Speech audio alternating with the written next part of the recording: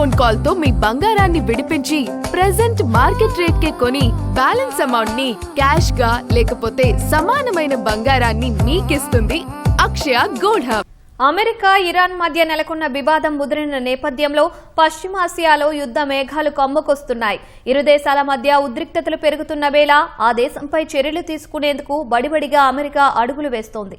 ఈ క్రమంలో ఇప్పటికే యుఎస్ఎస్ అబ్రహం లింకన్ సహా పలు యుద్ధ నౌకలు ఇరాన్ను చుట్టుముట్టగా తాజాగా ప్రపంచంలోనే అతిపెద్ద యుద్ధ విమాన వాహన నౌక యుఎస్ఎస్ జెరాల్డ్ ఆఫ్ ఫోర్డ్ సైతం ఇరాన్ వైపు కదిలింది.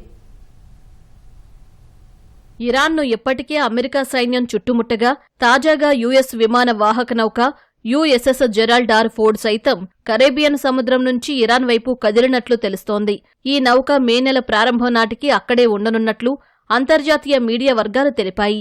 ఇరాన్ నేతలపై ఒత్తిడి తెచ్చేందుకు అమెరికా అధ్యక్షుడు Trump USS Abraham Lincoln, USS Frank E Peterson Junior, USS Spruance డెస్ట్రాయర్లు, యుఎస్ఎస్ మిషెల్ మార్ఫీలను పశ్చిమాసియాకు తరలించారు. తాజాగా జెరాల్డ్ ఆర్ ఫోర్డ్ ను సైతం పశ్చిమాసియాకు తరలిస్తుండటంతో ఇరాన్పై అమెరికా ఏ క్షణంలోనైనా దాడి చేయవచ్చనే ఆందోళనలు నెలకొన్నాయి.